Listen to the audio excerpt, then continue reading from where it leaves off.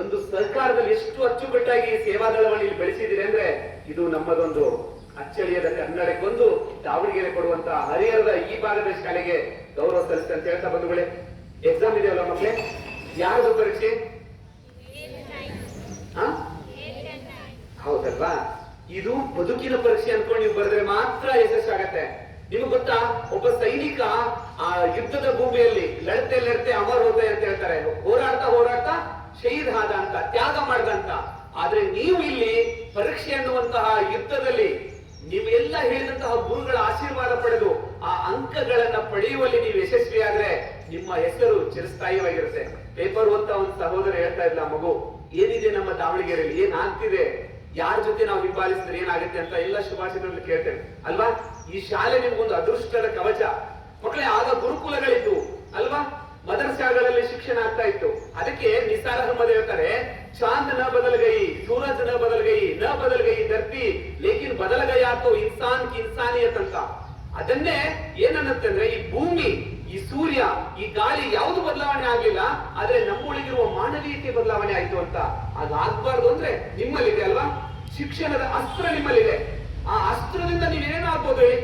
ದೆಹಲಿಯಲ್ಲಿ ಕುಂತು ರಾಜ್ಯವನ್ನ, ಇಡೀ ರಾಷ್ಟ್ರವನ್ನ ಆಳ್ಬೋದು. ಒಬ್ಬ ಜಿಲ್ಲಾಧಿಕಾರಿಯಾಗಿ ಜಿಲ್ಲೆಯನ್ನು ಮುನ್ನಡೆಸಬಹುದು. ಇಂತಹ ಶಿಕ್ಷಕರಾಗಿ ಆ ಶಾಲೆಗೊಂದು ಆದರ್ಶ ಶಾಲೆಯನ್ನಾಗಿ ಮಾಡಬಹುದು ಅಲ್ವಾ. ವೈದ್ಯರಾಗಿ ಆ ಪಾಪ ಪೇಪರ್ ಅಲ್ಲಿ ಹೇಳಿದ್ರು, ಮಾಯ್ಕೊಂಡದಲ್ಲಿ ಉತ್ತಮವಾದಂತಹ ಆರೋಗ್ಯದ ಸವಲತ್ತು ಇಲ್ಲ ಅಂತ ಅಲ್ವಾ. ಅಂತ ಆಸ್ಪತ್ರೆಗಳಲ್ಲಿ ನೀವು ಟಿಪಿಒ ಅಂದ್ರೆ ಡಿಸ್ಟ್ರಿಕ್ಟ್ ತಾಲೂಕಿನ ವೈದ್ಯಾಧಿಕಾರಿಗಳಾಗಿ ಜಿಲ್ಲಾ ವೈದ್ಯಾಧಿಕಾರಿಗಳು ಕೂಡ ಆಗ್ಬೋದು ಅಲ್ವಾ ಮಕ್ಕಳೇ. ಹಾಗಾಗಿ ಜೊತೆಗೆ ನಮ್ಮ ಮುದ್ದು ಬಾಲಕರಿದ್ದೀರಿ, ಹೆಣ್ಮಕ್ಳಿದ್ದೀರಿ. ಇವತ್ತಿನ ಈ ಅಂಕಗಳು ಮುಂದಿನ ನಿಮ್ಮ ಬದುಕಿನ ಅಂಕಣವನ್ನ ಸೃಷ್ಟಿ ಮಾಡುತ್ತೆ ಮಕ್ಕಳು. ಇಷ್ಟೇ ನಾನು ಹೇಳೋದು. ಎರಡನೇ ನೆನ್ಪಿಟ್ಟುಕೊಳ್ಳಿ, ಅಪ್ಪ ಅಮ್ಮ ನಮ್ಮನ್ನು ಕಳಿಸಿದಾರಲ್ಲ, ಅವ್ರು ಏನ್ ಹೇಳ್ತಾರೆ? ಮಕ್ಕಳೇ ಚೆನ್ನಾಗಿ ಓದಿ ಅಂತ ಅಲ್ವಾ. ಈ ಗುರುಗಳು ಕೂಡ ಮಾತಾಪಿತೃ ಸ್ವರೂಪದಲ್ಲಿ ನಿಮ್ಗೆ ಕಲಿಸಿಕೊಡ್ತಾರೆ, ಸತ್ಯ ಅಲ್ವಾ. ಅವ್ರಿಗೆ ನೋಡಿ ಎಷ್ಟು ಮಕ್ಕಳು, ಅವರು ಎಷ್ಟು ಪುಣ್ಯ ಮಾಡಿದ್ದಾರೆ. ನೀವು ಕೂಡ ಆ ಪುಣ್ಯವನ್ನ ತಗೊಂಡು ಮುಂದೆ ಹೊರದ್ರೆ ಮಾತ್ರ ಈ ಶಾಲೆಗೆ ಒಂದು ಹೆಸರು ಬರುತ್ತೆ ಅಲ್ವಾ. ಈಗ PUC ಎಕ್ಸಾಮ್ ಆಗ್ತಿದೆ, ನೀವು ಕೂಡ PUC ಹೋಗ್ತೀರಿ, ಎಷ್ಟು ವಿಧವಾದ ಅಂಕಗಳನ್ನ ತಗೊಳ್ತೀರಿ. ಆದ್ರೆ ಈ ಶಾಲೆ ಹೆಸರು ಉಳಿಬೇಕಂದ್ರೆ ನಿಮ್ ಕೈ ಇದ್ರೆ ಅಲ್ವಾ. ಪರೀಕ್ಷೆ ಬರೆಯುವಾಗ ಈ 3 ಜನ ನೆನಪಿಸ್ಕೊಳ್ಳಿ.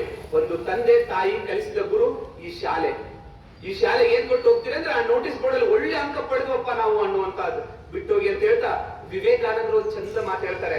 ಏನ್ ಗೊತ್ತಾ, ನಮ್ಮ ಕಣ್ಣಿಗೆ ನಿದ್ದೆ ಬಂದಾಗ ನಾವು ಸೋಮಾರಿಯಾಗಿ ಮಲಗೋದಲ್ಲ, ನಮ್ಮ ಕಾಲುಗಳಿಗೆ ಆಯಾಸವಾದಾಗ ನಿಂತ್ಕೊಂಡು ವಿಶ್ರಮಿಸೋದಲ್ಲ, ಅಯ್ಯೋ ನನಗ್ ಬರ್ಲಿಲ್ಲ, ಅದು ಪಾಠ ಅರ್ಥ ಆಗಿಲ್ಲ ಅಂತ ಸುಮ್ಮನೆ ಕುತ್ಕೊಳ್ಳೋದಲ್ಲ, ಅದಕ್ಕೆ ಹೊಸ ಮಾರ್ಗವನ್ನ, ವಿನೂತನವಾದಂತಹ ಕವಲುಗಳ ದಾರಿಗಳನ್ನು ಹಿಡಿದಾಗ ಮಾತ್ರ ನಿಮ್ಮ ಯಶಸ್ಸು ಆಗುತ್ತೆ ಅಂತ ಹೇಳ್ತಾ, ಅದಕ್ಕೊಂದು ಸಾಥ್ ಕೊಡದೆ ನಮ್ಮ ಭಾರತ ಸೇವಾದಳ ಬಂಧುಗಳೇ. ಒಂದ್ಸರಿ ನಾನು ಬಂದಿದ್ದೆ, ಈಗ ಪರೀಕ್ಷೆ ಶುರುವಾಗುತ್ತೆ. ಎಷ್ಟು ದೊಡ್ಡ ಗುಣ ಅಂದ್ರೆ ಹೆಡ್ ಮಾಸ್ಟರ್ ಮತ್ತೆ ಟೀಚರ್ಸ್ 170 ವಿದ್ಯಾರ್ಥಿಗಳು ಕೂಡ ಪ್ರಶಸ್ತಿ ಪತ್ರವನ್ನು ತಗೊಳ್ಳಿ, ಪರೀಕ್ಷೆಯನ್ನು ಬರಲಿ ಅಂತ ಅಷ್ಟು ದೊಡ್ಡ ಮನಸ್ಸು ಮಾಡಿದಾರಲ್ಲ, ಅವರಿಗೆ ನಮ್ಮ ನಿಮ್ಮೆಲ್ಲರ ಪರಗೊಂದು ಸೇವಾದಳ ಪರಗೊಂದು ಜೋರಾದ ಚಪ್ಪಾಳೆ ಈ ಶಾಲೆಯ ಎಲ್ಲ ಸಹೃದಯ ಬಂಧುಗಳಿಗೆ. ಎಕ್ಸಾಮ್ ಶುರುವಾಗುತ್ತೆ, ವಿಶೇಷ ತರಗತಿಗಳಿದೆ. ಈ ಶಾಲೆಗೆ ಮತ್ತೆ ನಾ ಬರ್ತಾ ಇರ್ತಾನೆ. ನಮ್ಮ ಮುಖ್ಯೋಪಾಧ್ಯಾಯರು ತುಂಬಾ ವಿಶಾಲವಾದ ಹೃದಯದವರು ಅಂತ ನಮ್ಮ ಕಿರಣ್ ಸರ್ ಮೇಡಮ್ ಹೇಳ್ತಾ ಇರ್ತಾರೆ. ಮತ್ತೆ ಎಲ್ಲ ಸಿಬ್ಬಂದಿ ಮಿತ್ರರಿಗೂ ಮತ್ತೆ ನಿಮ್ಮೆಲ್ಲರಿಗೂ ಹೇಳ್ತಾ ಇರೋದಷ್ಟೇ, ಅಂಕಗಳು ನಿಮ್ದು, ಯಶಸ್ಸು ನಿಮ್ದು.